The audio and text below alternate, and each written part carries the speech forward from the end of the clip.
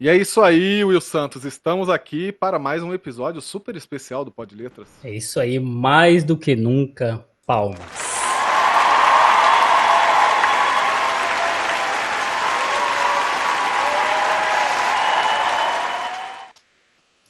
É isso aí, então, para você que está assistindo agora neste momento, que esse programa aqui, esse episódio especial está sendo exibido, deixe seu like, inscreva-se no canal, aqui no YouTube, a plataforma entende que o conteúdo é relevante e mostra para mais pessoas quando há o engajamento, e o engajamento é isso, é like, inscrição, é compartilhamento do link e é comentário aqui, tá bom? Segue a gente nas redes sociais, Pod Letras, especialmente lá no Instagram, porque lá a gente posta com mais frequência todas as novidades.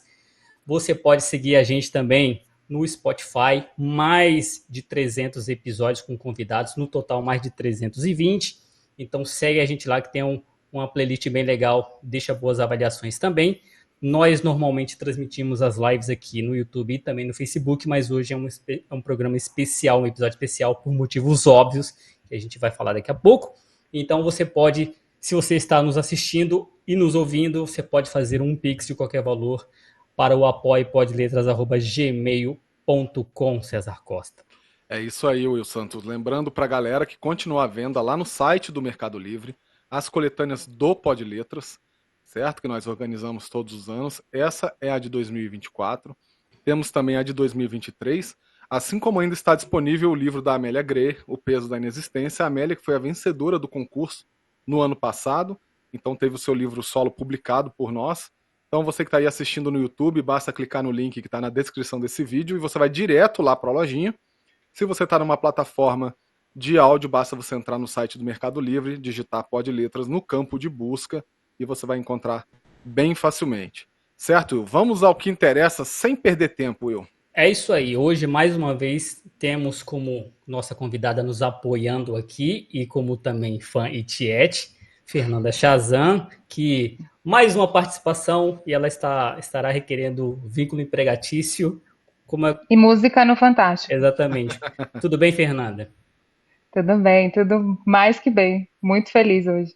E a nossa grande convidada desse episódio especial, a escritora Giovana Rivero. Como está, Giovana?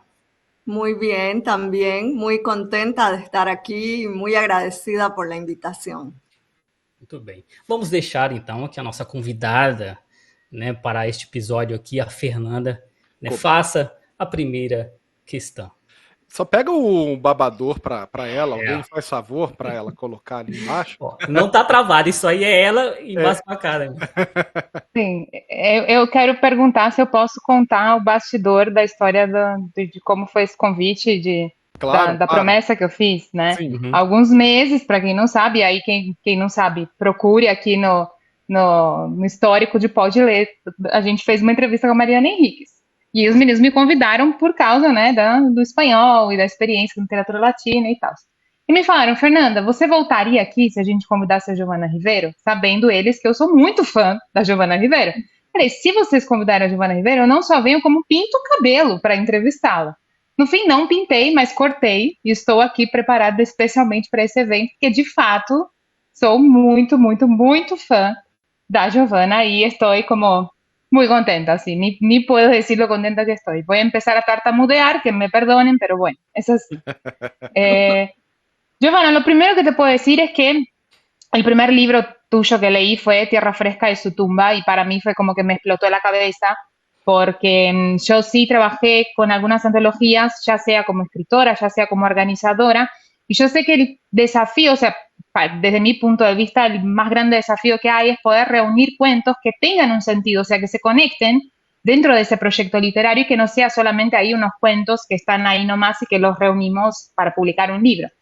Y lo que me pasa con ese libro tuyo es que son cuentos muy diferentes, o sea, ahí tenemos algo de, obviamente, tu gótico andino, el realismo fantástico, algo que tiene ahí con ciencia ficción, ese cuento del marinero que para mí, o sea, se me explota la cabeza, pero son cuentos muy diferentes. Y a la vez uno lee el libro y puede percibir que es todo parte de una sola cosa, o sea, entonces eso a mí me parece increíble. Y quisiera saber cómo fue ese proceso de que escribiste cuentos tan diferentes y con referencias tan diferentes, pero que a la vez sí conforman un proyecto que es muy único y que tiene un sentido unificado y así, como de tremendo, ¿no?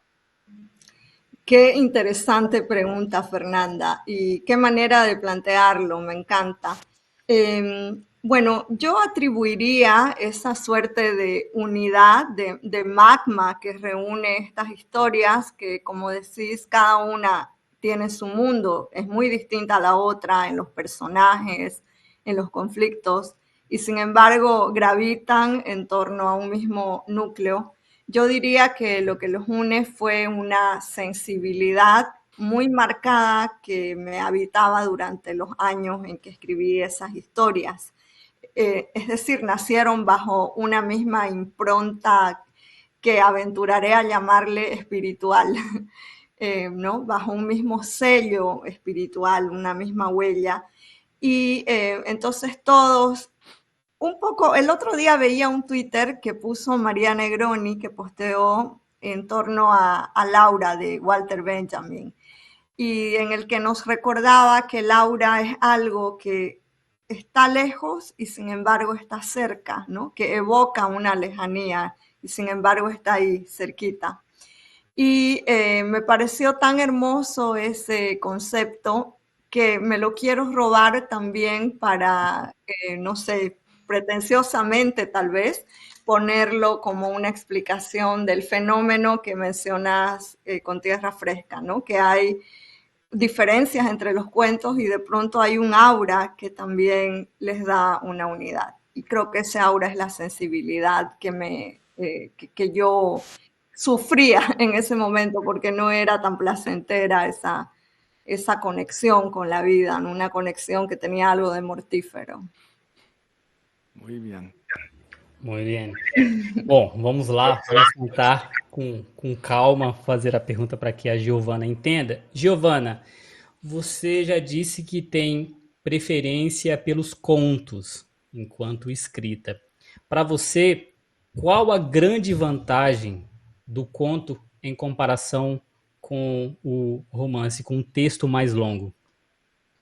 ¿Cuál sería una ventaja en relación a los textos más largos? Isso.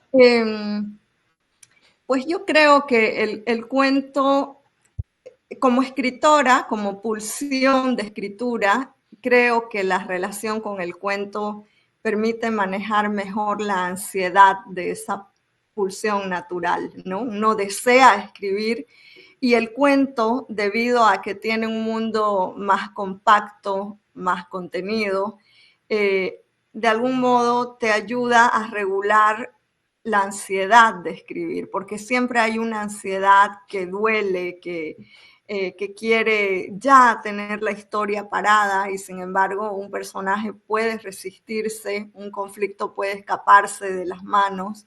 Entonces el cuento en su mundo acotado te permite ese manejo de la ansiedad de escritura, por un lado.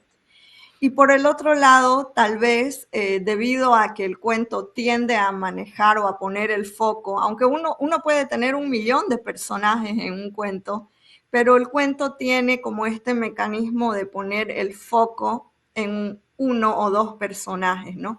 Y creo que eso también te habilita una profundidad interesante en poco espacio. En la novela, donde los personajes tienden a trenzarse con otras vidas, hay riesgos que se corren, ¿no? Riesgos de dispersión, por ejemplo.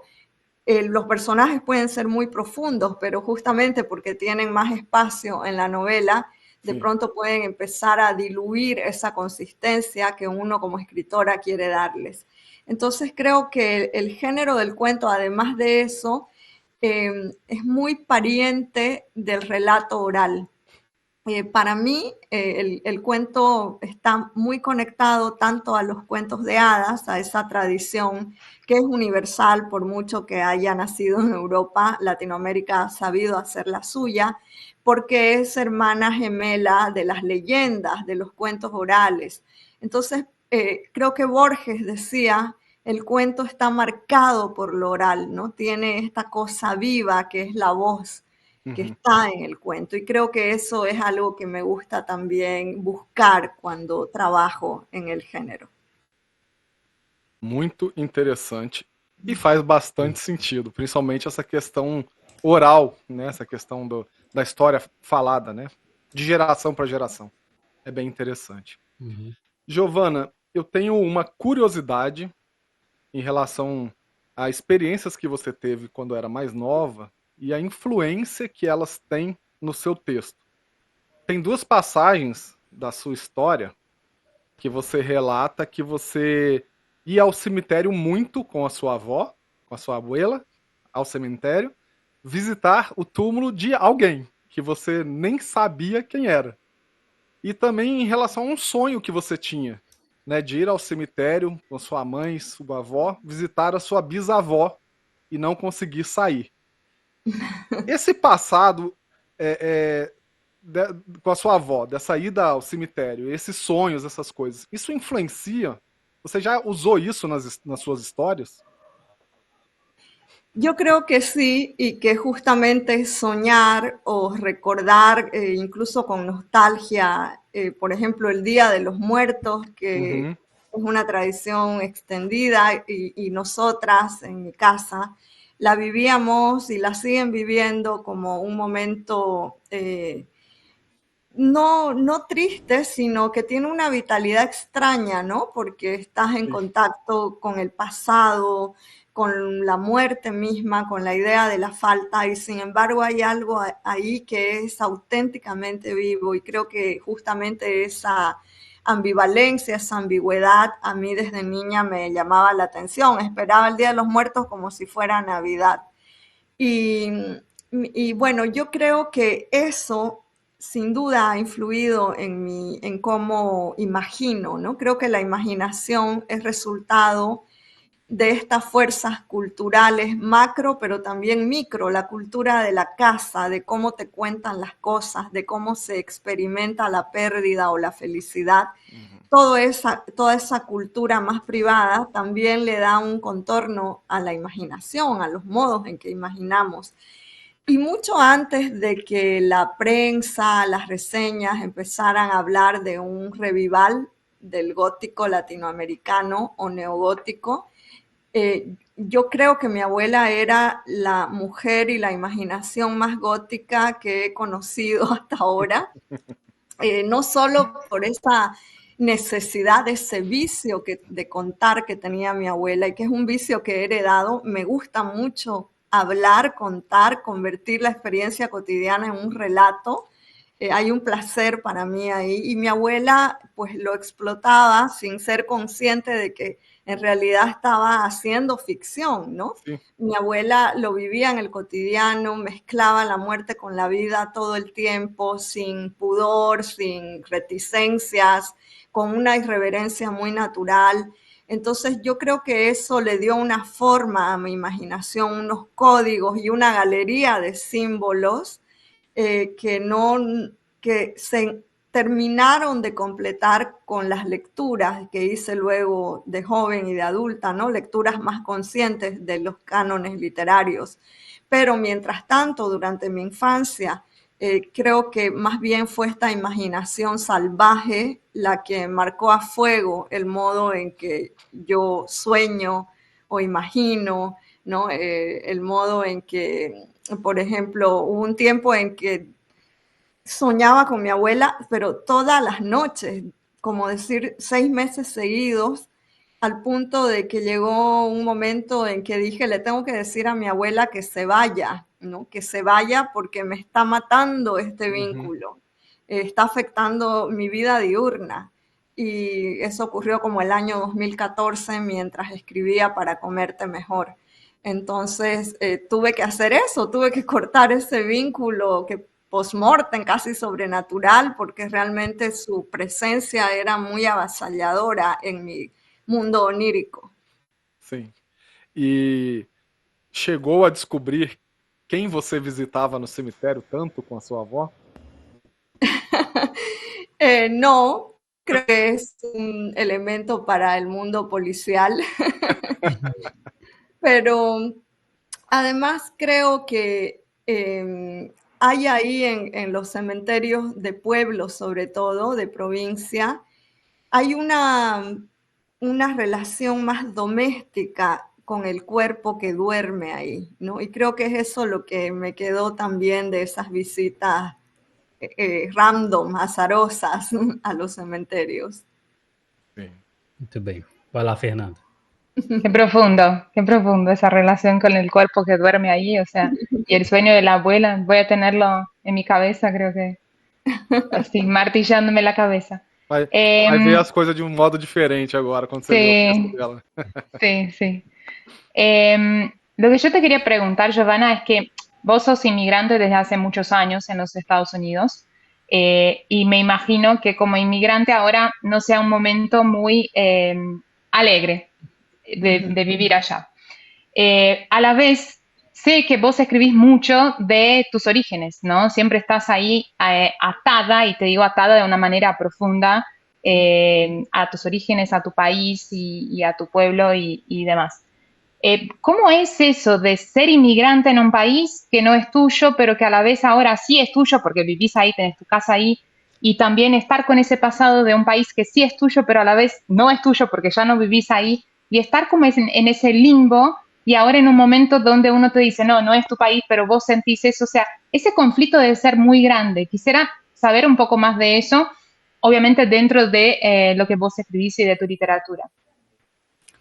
Bueno, qué gran punto, porque creo que es una herida eternamente abierta, que no se sutura, que uno aprende a amar esa herida, esa bifurcación del ser.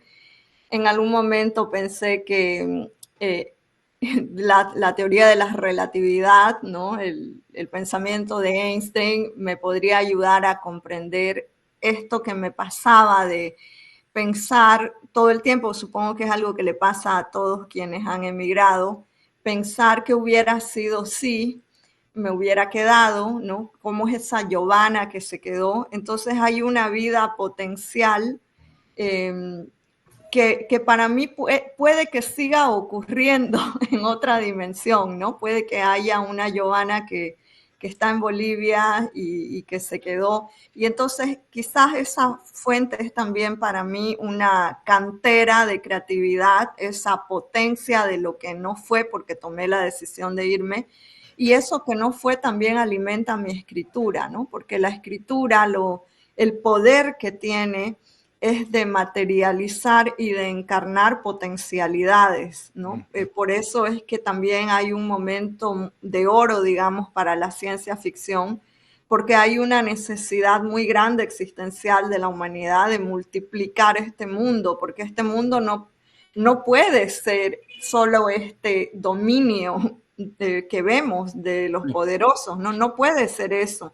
Entonces creo que la ciencia ficción tajea y corta ese mundo contenido y lo multiplica. Y es un poco lo que me pasa en mi propia escritura, de decir, la vida no puede ser solo esto que veo, esta contención, estos rigores impuestos, ¿no? Esta esclavitud. Entonces creo que la literatura y el arte en general, el buen arte, todos los artes tienen ese poder de subvertir lo que se ha establecido, ¿no? Y eso es un poco la corriente sanguínea de mi literatura desde el punto de vista migrante.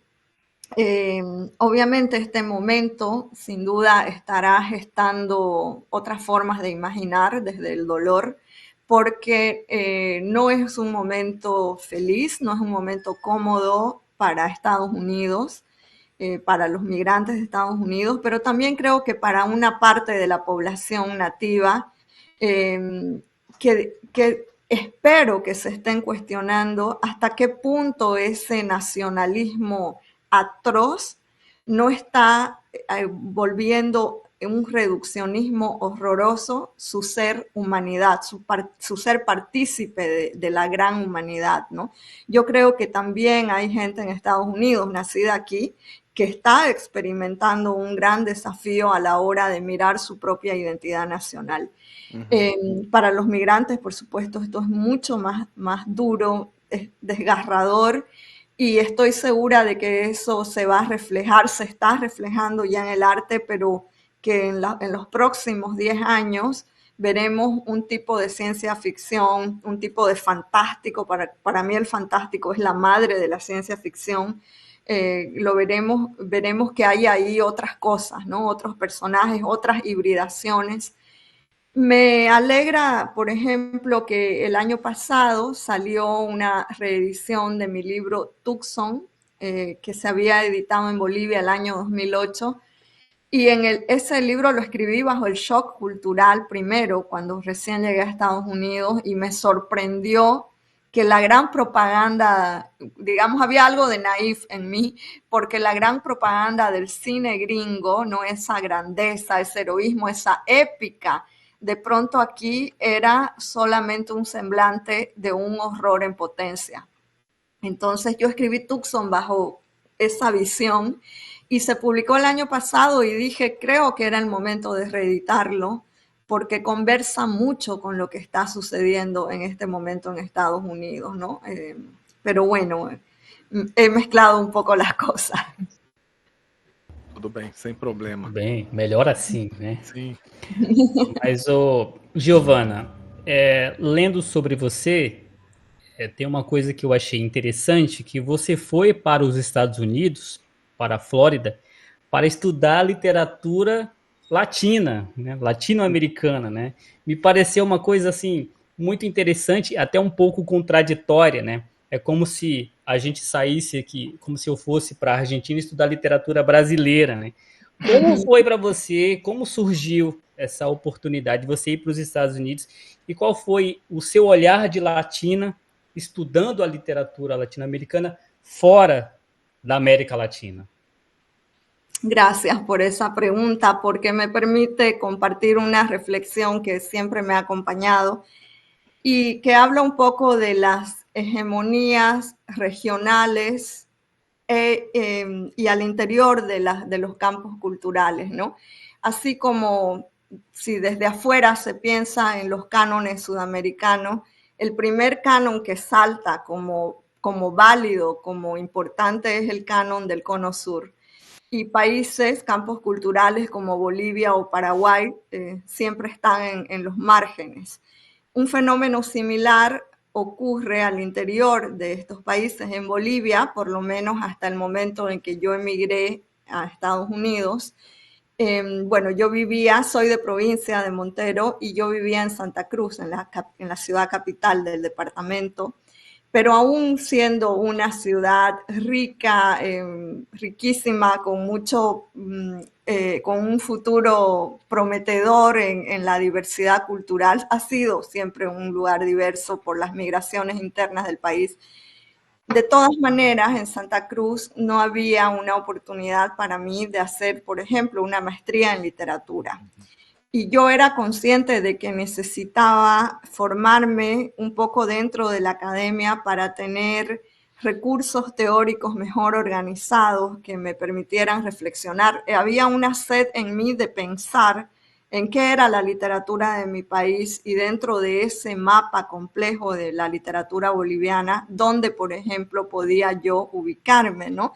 En qué esquinita, en qué margen, qué tipo de intervención era lo que yo imaginaba. Y no tenía, honestamente, más que la intuición para poder pensar en ello, ¿no? Me faltaban recursos epistémicos, epistemológicos para poder hacer una reflexión al respecto. Y entonces dije, tengo que por lo menos hacer una maestría, pero viviendo en Santa Cruz y con 2 niños, mis hijos estaban muy pequeños, era económicamente casi imposible. Y pensar en mudarme a La Paz también implicaba buscar un trabajo, acomodarme a una nueva ciudad, es decir, igual era un desafío socioeconómico importante. Por lo tanto, resumo que la razón principal por la que emigré para estudiar la literatura latinoamericana en Estados Unidos fue una razón económica, que no es una razón menor cuando hablamos de los factores que formatean un campo cultural, ¿no? Las migraciones, las fugas de talentos de cerebro, generalmente tienen una razón socioeconómica. Fue mi caso, ¿no? Tal vez si hubiera habido una maestría en ese momento, creo que ahora la hay, o por lo menos hay posgrados dentro de la formación de escritura literaria. Si hubiera habido eso cuando yo lo necesitaba con urgencia, tal vez no habría emigrado, ¿no? Y me habría quedado en mi ciudad. Pero esta condición socioeconómica fue el punto centrífugo de mi vida. Muito interessante. Eu vou aproveitar e emendar uma pergunta que eu já ia fazer. Vou manter esse tema. Você, em 2009, decide voltar para a Bolívia, né? E ia com a intenção de ficar na Bolívia. Mas aí você muda de ideia e volta para os Estados Unidos. Pergunta, o que te fez voltar para a Bolívia para ficar? Era a saudade ou mesmo cumprir o que eu vim fazer aqui, vou voltar? E o que te fez mudar de ideia y voltar para los Estados Unidos?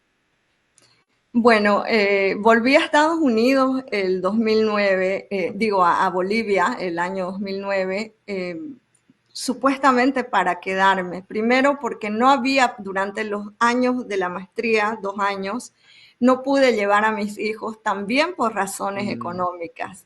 Cuando vine a Estados Unidos con una beca Fulbright que me permitió estudiar bajo un estatus legal, etcétera. Y cuando quise traer a mis hijos, me pedían que respaldara sus vidas y su presencia aquí y los seguros médicos para ellos con un monto de dinero que era imposible. Y me enfrenté a la paradoja, ¿no? De decir, ¿por qué si estoy pidiendo una beca es porque en este momento no tengo los recursos para estudiar con mi propio bolsillo? Entonces ahora me piden que tenga dinero, este montón de dinero para traer a mis hijos. Me vi en estas encrucijadas de la vida y de nuevo estaba el elemento económico, ¿no? Como una marca a la que debe, como un monstruo al que debe enfrentarse todo artista, creo, ¿no? Que no ha nacido en condiciones de privilegio. El arte suele tener esta némesis tremenda que es el capitalismo. Entonces yo volví a Bolivia primero por mis hijos y segundo porque tenía muchas ganas de hacer cosas dentro de mi país. Pero quien emigra, y aquí está la segunda lección que aprendí de mi primera y definitiva migración, no primera, pero de ese proceso de emigrar, que quien emigra está abierto al azar, ¿no? Uno puede emigrar con un plan X, de decir, voy, planto el árbol y vuelvo. No hay tal esquema de salida, ¿no? Cuando salimos a eso que llamamos el mundo de afuera, tu vida de repente se vuelve un rizoma entregado al alta mar, es decir, puede pasar lo que sea.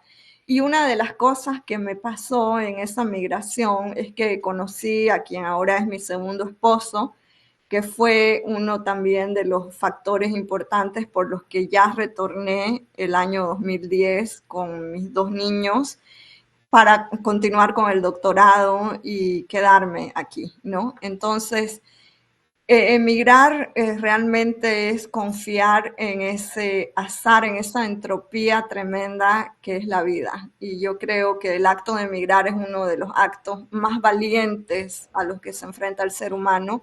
No me puedo imaginar quienes emigran en condiciones realmente de intemperie, como son los migrantes que cruzan desiertos, mares, ¿no?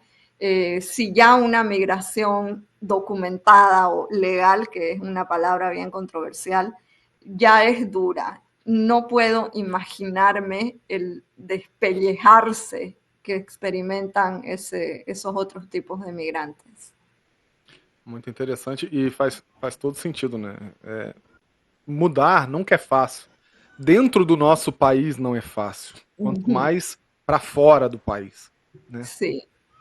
Bon. Y bueno, siendo de la academia, ya dentro de Estados Unidos, te volvés un sujeto itinerante, ¿no? Porque la academia estadounidense te mueve de un lado a otro según donde desees o se te ofrezca la oportunidad de trabajar. Entonces, también ahí hay una entropía permanente, ¿no? En este tipo de profesión. Com certeza. Bom, você que está aí nos assistindo, Eu tenho certeza que você está com um olhar tão embasbacado quanto a Fernanda. Você está aí degustando as palavras da Giovana Ribeiro. E esquece de deixar o like no vídeo. Sim. Esquece de se inscrever no canal. Esquece de acionar as notificações e de compartilhar. Então faça isso nesse momento em que eu faço este breve gracejo, antes da Fernanda fazer a próxima pergunta pra gente. Los chicos lo que me hacen es que me bardean. Después me van a hacer un meme, que yo estoy así mirando y Por supuesto. escuchándote. Sí, estoy segura de que me van a hacer un meme después, enviármelo. Bueno, Giovanna, a mí lo que me llama mucho la atención también en tus historias es el tema de la maldad que habita en lo profundo del ser humano, pero no es esa maldad que es una maldad como con lo malo absoluto, sino esa maldad que está en cualquier persona, en todos nosotros, y cómo eso puede crecer y desbordar a niveles como que uno ni se imagina dentro de un ser que tiene bondad y no sé, es como algo muy profundo, muy conflictivo y contradictorio de una manera que es muy real, ¿no? Porque nosotros somos así. Entonces, quisiera escucharte hablar un poco de cómo es esa observación tuya hacia la maldad humana y cómo la reflejas en tus historias. Qué gran punto, gracias Fernanda. Pues siempre me ha gustado esto que nos aporta Jung a la comprensión de nuestra estructura psíquica y que es la idea de la sombra, ¿no? Esta suerte de dualidad de otro ser del que estamos compuestas y que sale incluso en lo diurno, en el orden de lo diurno sale el régimen de lo nocturno, el deseo no controlado, la ibris, ¿no? El proyectar en el otro eso que te duele, tu propia herida, bueno, es la sombra la que está supurando ahí su pus a través de los actos diurnos. Y ese concepto, además la forma en que narra Jung cómo adviene el concepto de sombra cuando él está caminando un día en un callejón muy oscuro y es tan profunda la oscuridad que no puede ver su propia sombra y entonces creo que prende un cerillo pequeñito y entonces la puede ver y ese pequeño cerillo es la conciencia, ¿no? Que te permite ver la sombra y que es tan importante además para completarnos como sujetos que yo pienso que un personaje para ser real, para estar vivo, necesita también estar habitado por ese demonio también, porque si solo lo hago bueno, si solo muestro sus capacidades diurnas, si solo muestro sus habilidades amables y amorosas, hay algo de mentira en el personaje, ¿no? O hay mucho de mentira, se vuelve inverosímil, se vuelve un semblante, o si solo lo hago malo, también profundamente malo, sin mostrar los matices que componen esta complejidad que somos. Entonces, para mí es importante que en los personajes que creo se manifieste en algún momento del relato la herida por donde su sombra sigue sangrando, ¿no? Por donde no hay algo no elaborado y que el cuento, de alguna manera, y la lectura, porque creo mucho en esta suerte de fenómeno cognitivo, transubjetivo que se da con quien lee, con el lector o la lectora. Creo que la lectura es también ese cerillo del que habla Jung, ¿no? Quien lee le está ayudando al personaje a mirar mejor dónde está su demonio. Entonces me gusta mucho trabajar al detalle los personajes porque la sombra no es algo obsceno, no es algo burdo, ¿no? Sino que más bien es algo tan sutil que nos cuesta detectar dónde está nuestra sombra, de qué contornos está formada. Entonces trato de emular también ese mecanismo, ese procedimiento en la formação de mis personagens. Muito bem. Muito bem. Muito bem. Eu quero saber o seguinte, Giovana. Hoje em dia, a gente tem uma compreensão maior sobre gêneros literários. Já existe uma quase escola de grandes escritoras que já tem a sua obra. mais ou menos conhecida e definida. Porém, eu quero saber de você quando você começou a escrever, quando você se entendeu como escritora do que você estava escrevendo, quando você passou a entender o que você estava escrevendo, e eu gostaria também que você comentasse, né, como foi estar na lista dos 25 segredos literários mais bem guardados da América Latina de 2011. Gracias, Will. Bueno, yo creo que tuve una suerte fantástica en el hecho de haber nacido en un pueblito en el que al no haber mucha oferta externa cultural, entretenimiento, o sea, era muy poca, un cine que yo amaba, un cine que no tenía techo y por tanto solo proyectaba películas de noche, y uno tenía que ir con su almohadón para ponerlo en las bancas de madera, ¿no? Entonces íbamos, mi madre o mi padre o mis abuelos íbamos al cine por las noches, porque como digo, como no había techo, Sí. la oscuridad era un requisito.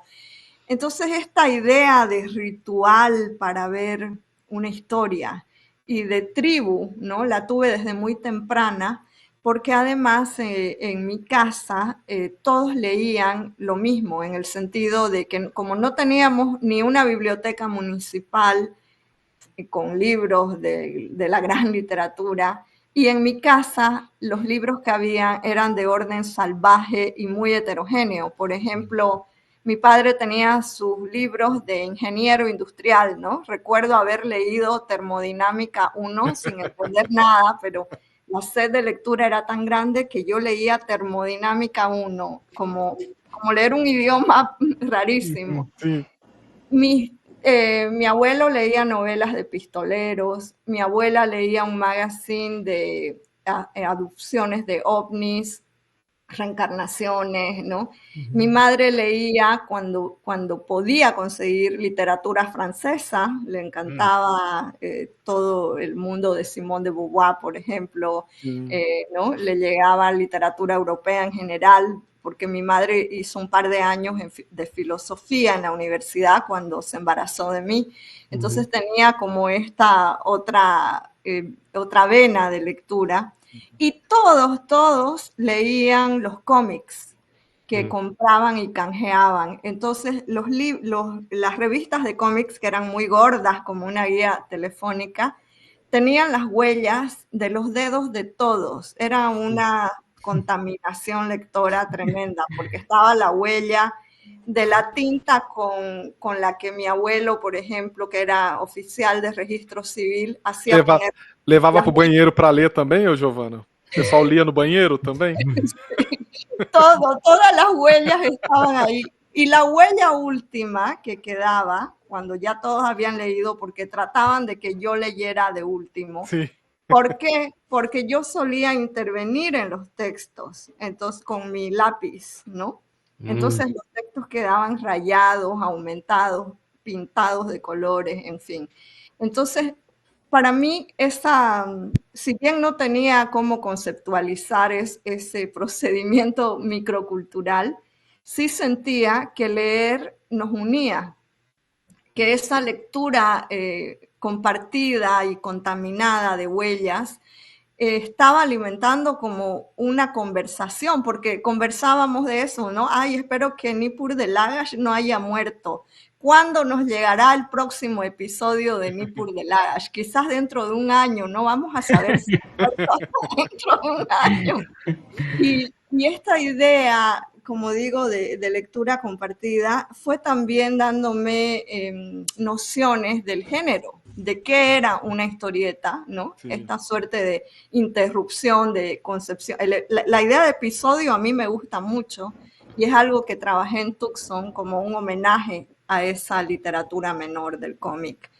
Entonces, yo creo que desde muy temprano tuve esta noción de esto es historieta, esto es un cuento, esto es una novela.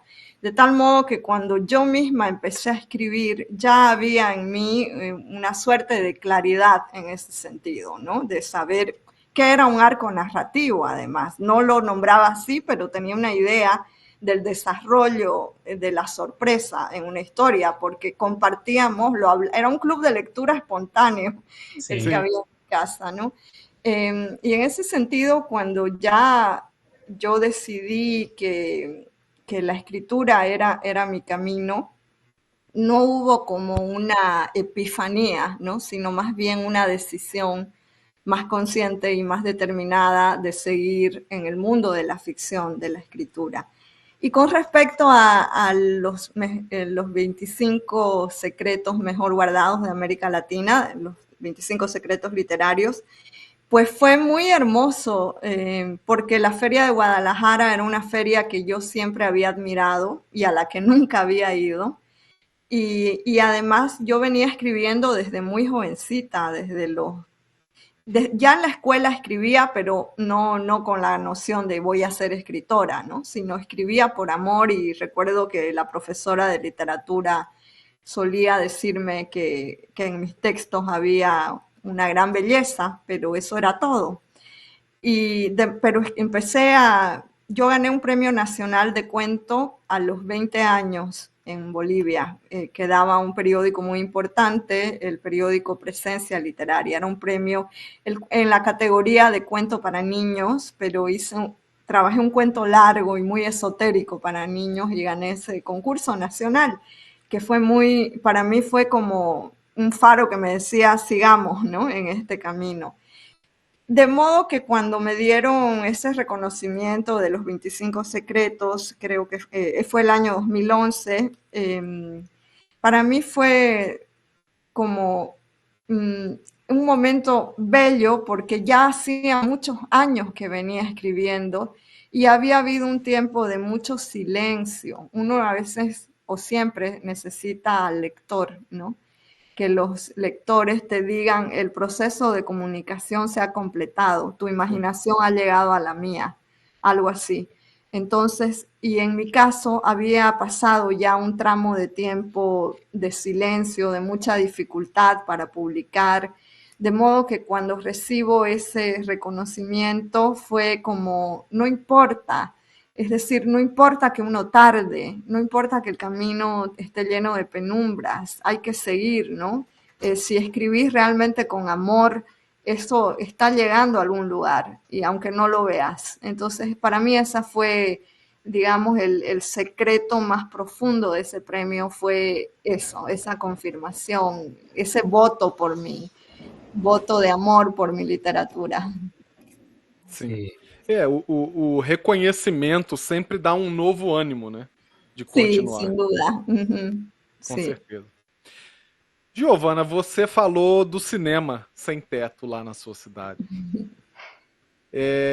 Já que você tocou nesse ponto, eu vou perguntar um assunto que eu já queria te perguntar. Como foi ver o seu livro, 98 Segundos Sem Sombra, adaptado para o cinema? Sí, fue un proceso también lleno de entusiasmo y de ilusión, porque siempre he amado el cine, y yo siento, quizás porque el cómic fue una fuente importante, ¿no? Esta idea de lo visual, del enfoque, de lo episódico, como fue un alimento tan importante, yo siento que mucho de la tensión o del ritmo con el que trabajo en mi literatura tiene algo cinematográfico o cinemático, ¿no? Algo que trabaja con el enfoque, con el ritmo, con el cambio de tensión, con una cierta velocidad, y creo que viene de ahí, por un lado de la lectura de cómics. Por supuesto, somos hijos en la modernidad, todos somos hijos del cine y la televisión, y ahora somos sobrinos, nietos, no sé qué, de Netflix, ¿no? Es decir, hay una formación en la ficción a la que también pienso que hay que resistirse. Es decir, no podemos solo copiar los modelos de velocidades que imponen estas pantallas. Pero cuando Juan Pablo Richter me contactó para conversar sobre 98 segundos sin sombra y cómo imaginaba yo ciertas cosas en la pantalla grande, fue muy emocionante, fue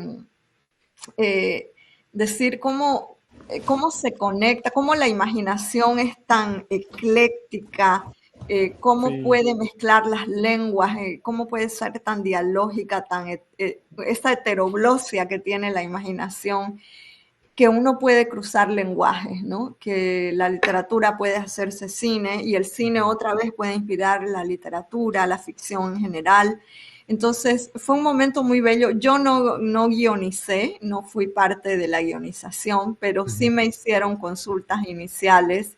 Por ejemplo, durante el proceso de casting, la directora del casting me preguntó, me hizo una pequeña entrevista para preguntarme cómo entendía yo físicamente a ciertos personajes, ¿no? Y ella a partir de esto tomó decisiones ya concretas en cuanto a la filmación. Entonces eso fue también muy interesante, cómo esta imaginación podía conectarse con la de ella y entre las dos darle un rostro en la pantalla a un personaje que estaba hecho de letras. Pero también aprovecho para contar un momento que fue así como un sueño de adolescente. A mí siempre me gustó Alien, toda la saga de Alien, pero especialmente Alien 1, ¿no? Cuando la teniente Ripley recién conoce a este bicho extraterrestre. Y siempre admiré a Sigourney Weaver por esa performance en esa película. Y 98 segundos sin sombra, cuando fue adaptada al audiolibro en España por Daniela Sierra, una actriz de voz que es magnífica, ganó el premio que da la Asociación de Artes Audiovisuales en Estados Unidos, que es como el Oscar del oído, ¿no? Sí.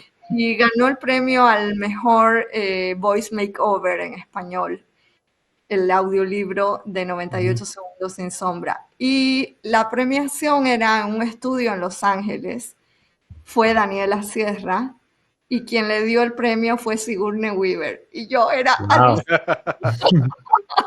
Yo decía, Muito no puedo bom. creer, la teniente Ripley. Sí, como Muito que bom. el círculo se cerraba. Sim, Sim. muito legal. Antes da pergunta, O mundo é muito pequeno, só isso que eu queria falar. antes da pergunta da Fernanda, eu só gostaria de comentar, porque a Giovana falou dos cinemas ao ar livre, né? E eu cresci num lugar que não tinha a cultura do cinema, mas tinha do circo, que tinha muito circo, e o circo que também não tinha cobertura, e que a gente lá chamava de tomara que não chova. Era esse tipo de circo que tinha lá, eu Hermoso. lembrei quando você falou. Mas vai lá, Fernanda.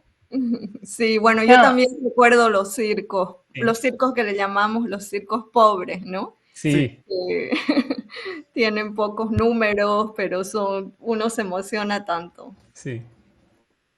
A mí me dio gracia porque es muy divertido cuando uno le ve a sus ídolos que tienen ídolos, ¿no?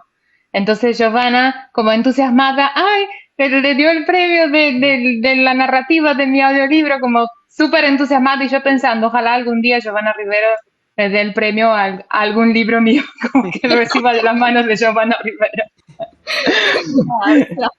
Es muy divertido como ver esos ciclos como sucediendo, como que los ídolos tienen ídolos y ella tendrá sus ídolos y así seguimos. Bueno, Sí. no, solo algo que se me cruzó por la cabeza. Algo que me llama mucho la atención en tus historias y siempre me ha llamado la atención es el tema de los personajes femeninos, ¿no?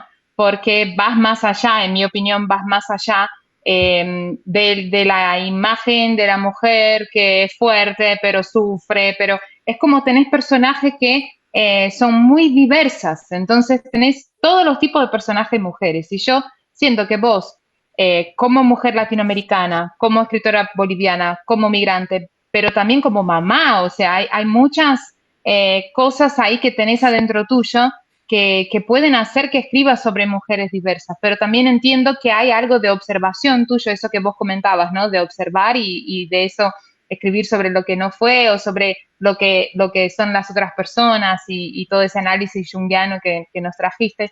quisieras que pueda comentar un poquito acerca de cómo creas y desarrollas tus personajes mujeres. Muchísimas gracias. Sí, es curioso porque mientras mencionabas como esta pequeña galería de mujeres que probablemente estén en mi escritura, en mi ficción, pienso que todas ellas, incluso las niñas, están atravesadas por la maternidad, ya sea desde el mandato, desde el paradigma, desde la ideología, desde la mitología, desde el proyecto de vida o la renuncia al proyecto, o desde la impugnación de ese mandato, ¿no? Pero trato de acordarme de varios personajes mujeres a los que le dediqué mucha escritura y creo que todos ellos tienen un tipo de opinión o de marca de maternidad, ¿no? Una opinión de la maternidad o una marca dolorosa o compleja de la maternidad. Por ejemplo, en Tierra Fresca de su tumba está la maternidad que puede ser monstruosa, como esta mujer en Hermano Siervo, que no puede embarazarse bajo el riesgo teratológico de concebir un niño con defectos, porque su marido está sometiéndose a experimentos farmacéuticos. Entonces no pueden, por lo menos ella con esa pareja, no puede concebir con ese enorme riesgo. Y llega un momento en que ella sueña que está preñada de un feto que es un poco animal, ¿no? Que es un poco ciervo. Entonces, creo que en esa variedad de mujeres que has mencionado, hay también para mí una mirada anterior a lo femenino que tiene que ver con lo que es interespecie, ¿no? Me interesa mucho el modo en que la ficción y ahora la ciencia está tratando de conversar con otras especies. La ciencia desde una violencia a ratos sin ética y sin humanidad, muy poshumanamente, pero la ficción con un interés genuino, un interés existencial, ontológico, de comprender qué es lo humano y si lo humano siempre se ha definido por impugnación de lo que no parece ser humano, ¿no? De un perro, de un mosquito, de un árbol. Es decir, ¿lo humano es solo esta negativa de lo otro? ¿O qué es lo humano? ¿O acaso es una narrativa que nos hemos inventado para encontrar un centro donde sujetarnos, ¿no? Un núcleo de verdad donde sujetarnos y sucede que no hay tal núcleo? Sucede que lo humano es un discurso también y que si nos esforzamos podemos borrar esos límites que nos hemos inventado y hacer una conexión verdadera con las otras existencias y las otras subjetividades. Y por eso es que mis personajes mujeres tienen esa diversidad, porque están buscando, creo, son las que más buscan dentro de mi trabajo, cómo borrar los límites, ¿no? Cómo acercarse realmente a lo otro, a las otredades, cómo acercarse al ciervo, cómo acercarse al cadáver, cómo borrar el límite entre la vida y la muerte y ver qué hay en esa continuidad que lo hemos construido el límite porque nos aterra entender que puede haber una continuidad. Entonces, creo que las personajes mujeres me permiten hacer esas búsquedas y por eso les doy distintos semblantes, distintas edades, circunstancias de vida. Sin embargo, todas están atravesadas por la maternidad porque creo que la maternidad es un fenómeno vital y mortífero al mismo tiempo. No tiene estos dos rostros, un rostro terrible igual. Entonces, como que es una herramienta heurística, digamos, para mis búsquedas literarias. Gracias por esa pregunta tan interesante. Tá vendo? Obrigado pela resposta tão interessante. Porque Sim. a resposta também... Sí. A gente trouxe a pessoa certa aqui, parece. Mas, Giovana, você é boliviana, nós somos brasileiros, somos escritores, também, obviamente, somos leitores. E eu queria que você fizesse uma análise, desse a sua opinião de como é a interação ou a não interação dessa literatura latino-americana que poderia ser bem mais próxima, mas que não é tanto quanto deveria. Parece que a gente é mais influenciado por uma cultura europeia e americana do que pelos nossos vizinhos. Como você enxerga isso? Ok, es una pregunta larga y en este caso, para estar segura, bien que he comprendido todas sus dimensiones, le voy a pedir a Fernanda que por favor la repita Sí. en español. Sí, sí, obvio. No, Will comentó que los cuatro somos escritores, somos lectores, vos boliviana, nosotros brasileros, y él quisiera que comentes un poco cómo es tu mirada hacia la interacción o no interacción entre nosotros, ¿no? Latinoamericanos, con respecto a la lectura de la literatura de nuestros hermanos vecinos, porque llega acá, lo que comenta Will, y yo coincido al 100%, llega acá mucha interacción, mucha influencia europea y estadounidense. Entonces, ¿qué vos pensás en relación a eso, a esa falta de interacción entre nosotros? O si sí la hay, o sea, ¿cómo es tu opinión?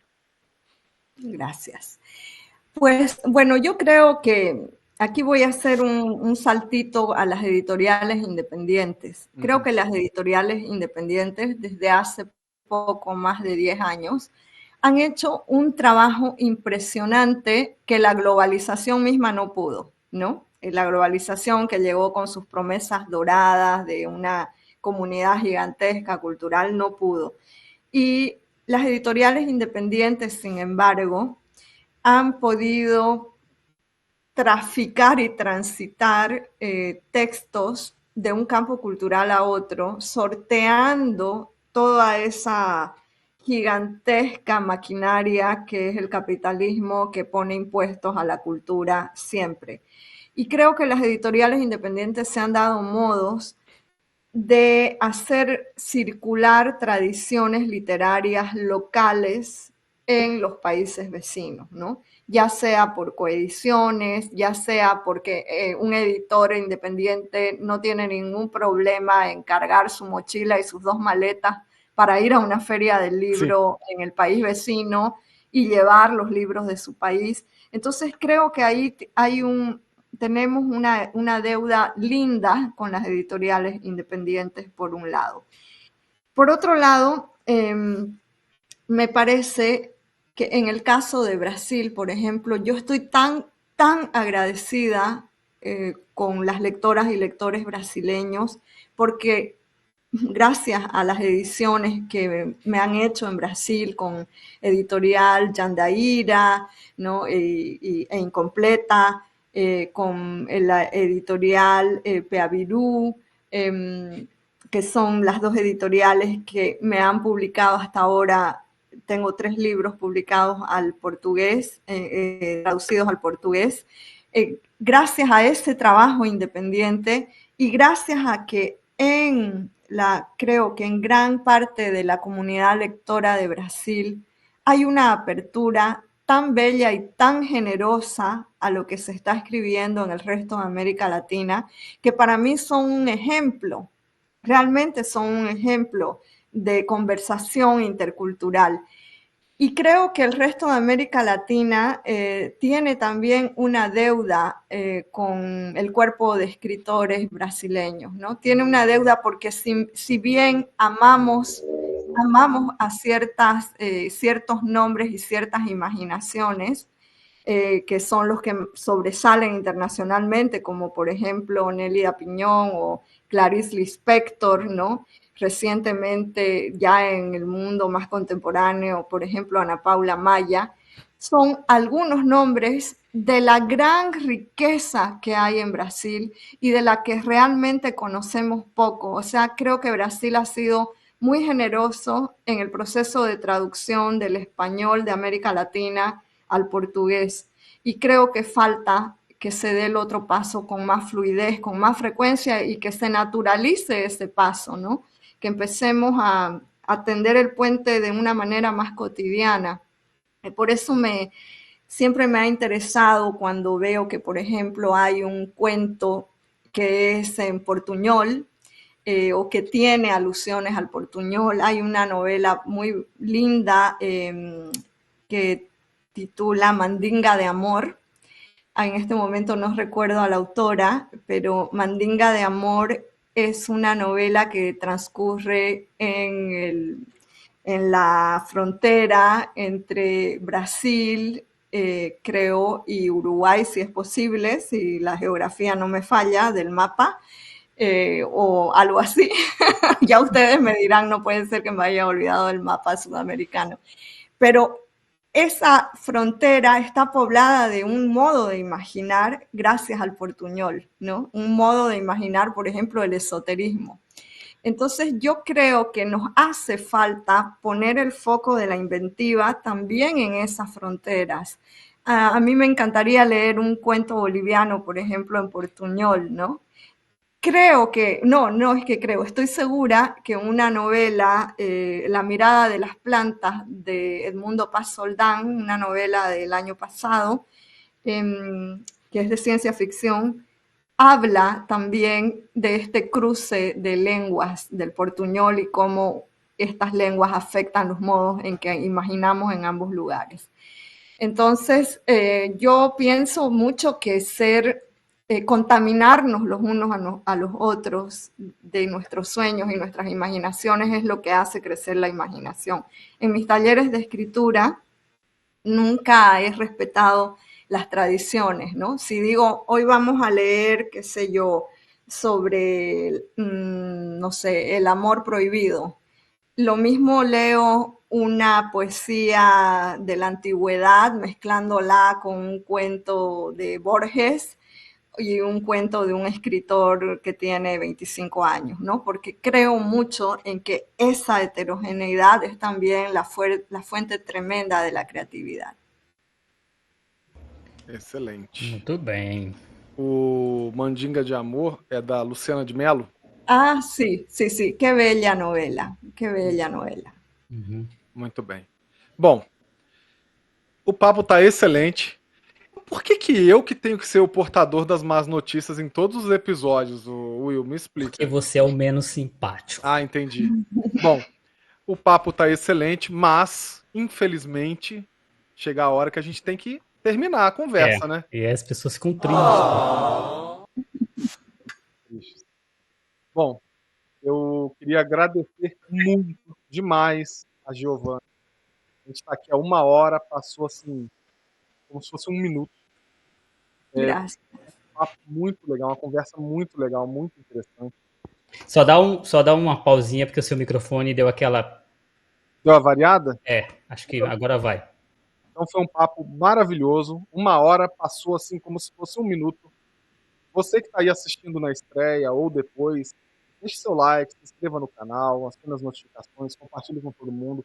Olha só o esforço que a Fernanda está fazendo de vir aqui numa sexta-feira. A Fernanda está aqui se esforçando para nos ajudar nessa gravação. Dê o like, ajude, valorize esse sofrimento da Fernanda Chazan. Terrível.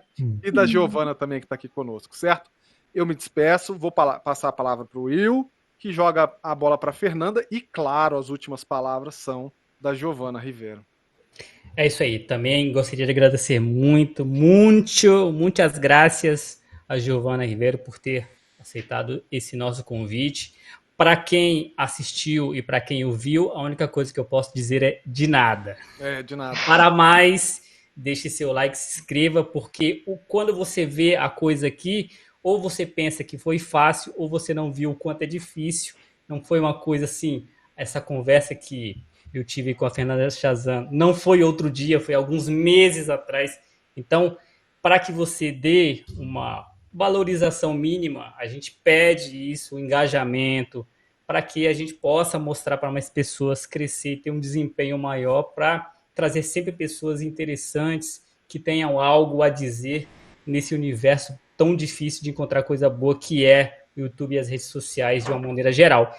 Então faça isso. Siga a gente nas redes sociais também, pode letras em todas elas. Toda terça e toda quinta tem episódio inédito aqui para vocês. Agora eu passo a bola para a Fernanda se despedir e depois ela passa para a Giovana Ribeiro.